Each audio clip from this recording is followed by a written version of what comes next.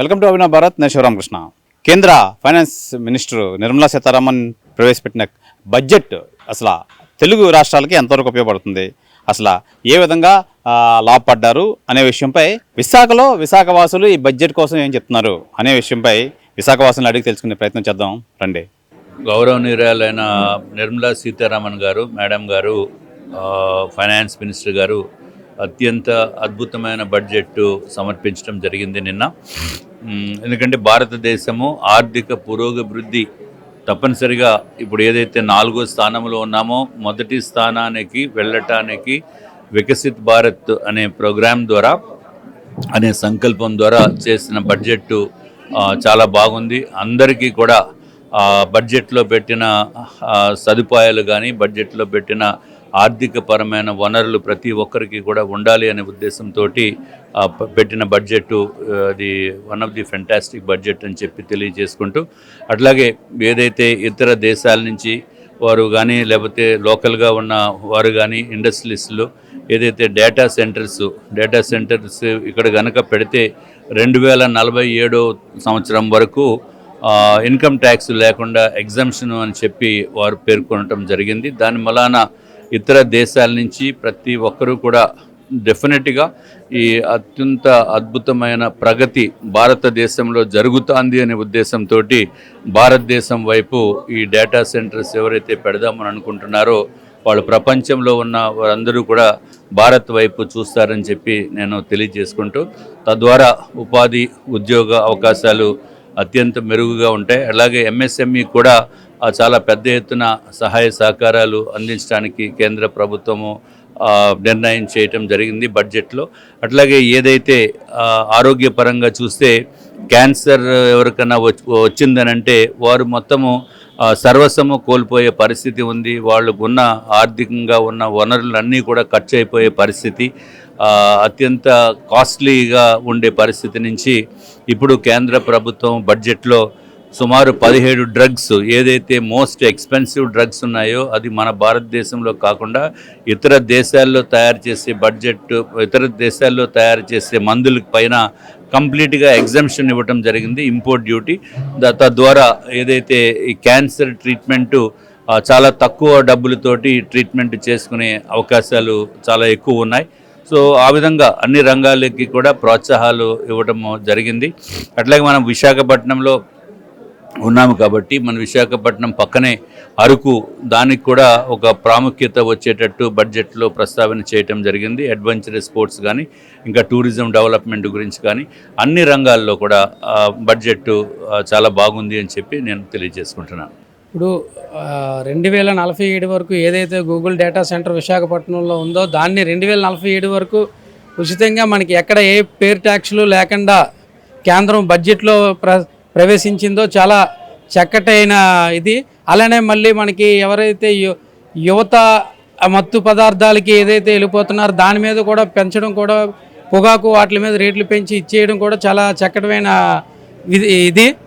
అలానే ఈ మన మొబైల్స్ అవ్వచ్చు, కార్లు అవ్వచ్చు, వీటి మీద కూడా ట్యాక్స్లు అవి తగ్గించి ఇచ్చేసింది కేంద్రం. ఇది ఏదైతే నిర్మలా సీతారామన్ గారు నిన్న బడ్జెట్ మీద ప్రవేశించారో చాలా చక్కగా ప్రతి ఒక్కటి కూడా మన ఈ దీనికి సంబంధించి ఏదైతే ఉందో మన ఆంధ్రప్రదేశ్, ఒడిశా, తెలంగాణ ఈ ప్రాంతాలకి ఏదైతే దీనికి సంబంధించి ఉందో దాని మీద కూడా తక్కువ ట్యాక్స్ని విధించి విధానం తెచ్చిందో చాలా చక్కగా ఉందని చెప్పి బడ్జెట్ గురించి ఇచ్చేస్తున్నాం. ఏదైతే 2026-27 బడ్జెట్లో మన కేంద్ర మంత్రి నిర్మలా సీతారామన్ గారు మంచి మధ్యతరగతి బడ్జెట్ని తీసుకొచ్చారు. ఇది సుమారుగా 53,47,000 కోట్ల రూపాయలతో సంబంధించినటువంటి బడ్జెట్ మూలధన వ్యయానికి ఎక్కువగా కేటాయించడం జరిగింది.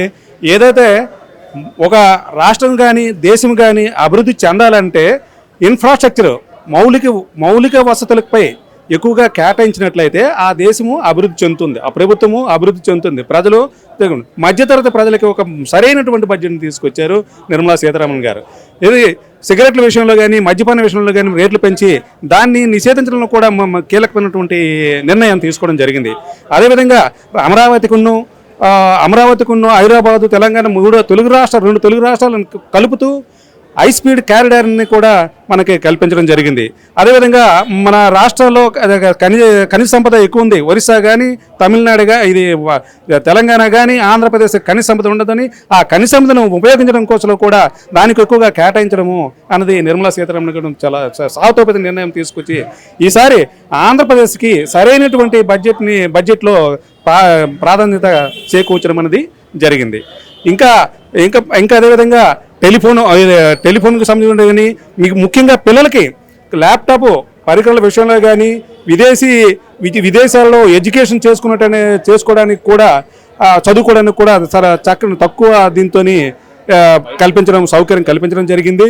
అదేవిధంగా మెడికల్గా పరంగా క్యాన్సర్ మందుల విషయంలో అయితే కానీ యానిమల్ హస్బెండరీ సంబంధించినటువంటి పశుసంవర్ధక శాఖలు కూడా అవి కూడా అభివృద్ధి తీసుకురావడానికి కూడా నిర్మలా సీతారామన్ గారు మన బడ్జెట్లో బాగా కేటాయించడం అనేది జరిగింది. నమస్తే అండి, నా పేరు బైదాపు రామారావు. బీజేపీలో మొదటి నుంచి కూడా ఆర్ఎస్ఎస్ నుంచి వచ్చి బీజేపీలో స్టార్ట్ చేస్తున్నాం. ఇది వాజ్పేయి గారి టైం నుంచి కూడా దేశం అభివృద్ధి పథం తీసుకెళ్ళడానికి కార్డ్లాస్ అయిన నేషనల్ కార్డ్లాస్ తీసుకొచ్చారు. మరి ఆ తర్వాత తదుపరి తరంలో అంతకంటే గొప్ప వ్యక్తి అయినటువంటి నరేంద్ర మోడీ గారి సారథ్యంలో ఇవాళ కేంద్ర ప్రభుత్వం నడుస్తుంది. అందులో ప్రధానమైనది మన తెలుగు తల్లి అయినటువంటి శ్రీమతి నిర్మలా సీతారామన్ గారు 9వసారి బడ్జెట్ ప్రవేశపెట్టడం అది ఆంధ్రలో గర్వకారణం, అలాగే ఇండియా కూడా గర్వకారణం.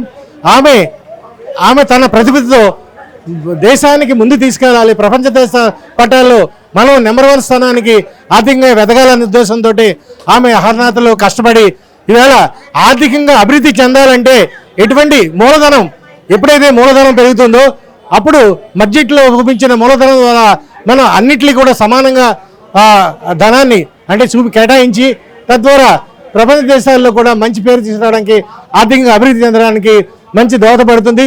ముఖ్యంగా ఇన్ఫ్రాస్ట్రక్చర్ డెవలప్మెంట్లో మరి స్వయంకృత అంటే మన దేశం మనమే తయారు చేసుకోవాలి అనే నిదానం అది మోడీ గారు ఇచ్చింది. ఆ విధానంతో స్వావలంబన దిశగా భారతదేశాన్ని తీసుకెళ్తూ మన ఆంధ్రప్రదేశ్ కూడా, ఎందుకంటే వెనుకబడి మనం విడిపోయిన తర్వాత ఆర్థిక ఇబ్బందుల్లో పడి ఉన్నాము.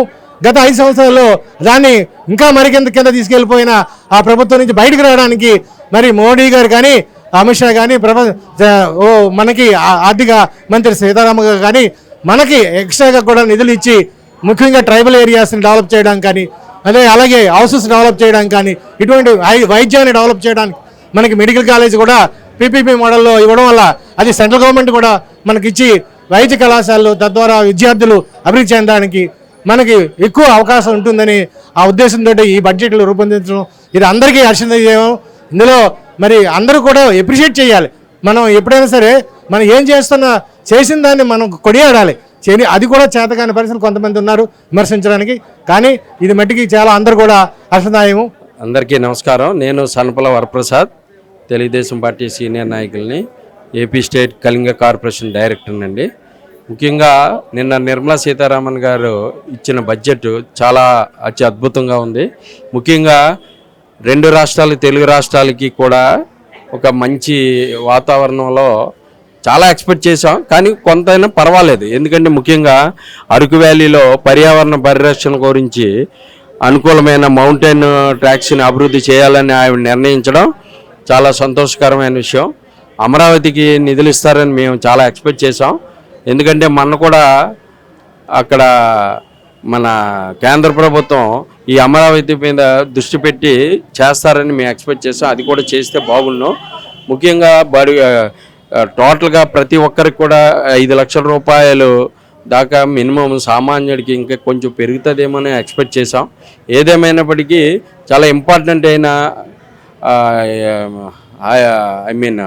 మౌంటైన్, ఎకో టూరిజం వీటి మీద దృష్టి పెట్టడం చాలా అభినందనీయ విషయం.